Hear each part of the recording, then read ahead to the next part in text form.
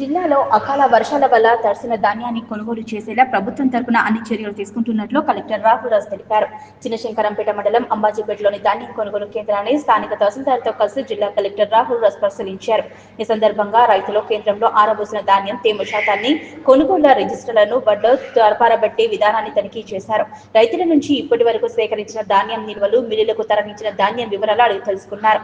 ఈ సందర్భంగా కలెక్టర్ మాట్లాడుతూ అకాల వర్షాలు పడుతున్నా కూడా కొనుగోలు కేంద్రాల్లో ధాన్యం తడవకుండా తీసుకోవాల్సిన చర్యలపై సంబంధిత తహసీల్దారుల ద్వారా రైతులకు అవగాహన కల్పిస్తున్నామని, ప్రకృతి వైపరీత్యాల అకాల వర్షాల వల్ల కొనుగోలు కేంద్రాల్లో ధాన్యం తడిచినా కూడా వడ్లు కొనుగోలు చేస్తున్నామన్నారు. రైతులకు భరోసా కల్పించారు. కొనుగోలు చేసిన ధాన్యాన్ని రైతుల అకౌంట్లో డబ్బులు వెనువెంటనే జమ అయ్యే విధంగా చూస్తున్నామన్నారు.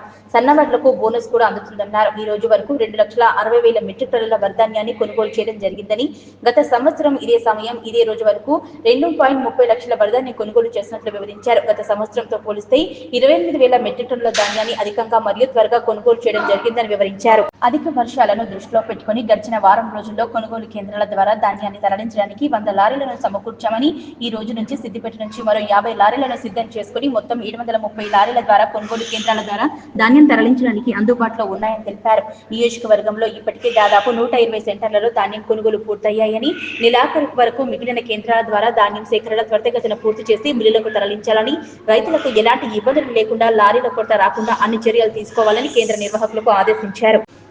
వర్షాలను దృష్టిలో పెట్టుకుని సిద్దిపేట జిల్లాకు 30,000 మెట్రిక్ టన్నుల ధాన్యాన్ని తరలించేందుకు చర్యలు తీసుకున్నామని తెలిపారు.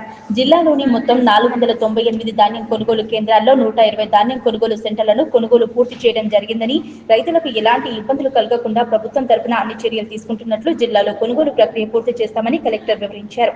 ఈ కార్యక్రమంలో చిన్నశంకరంపేట తహసీల్దార్ మన్నెం, కొనుగోలు కేంద్రం నిర్వాహకులు పాల్గొన్నారు.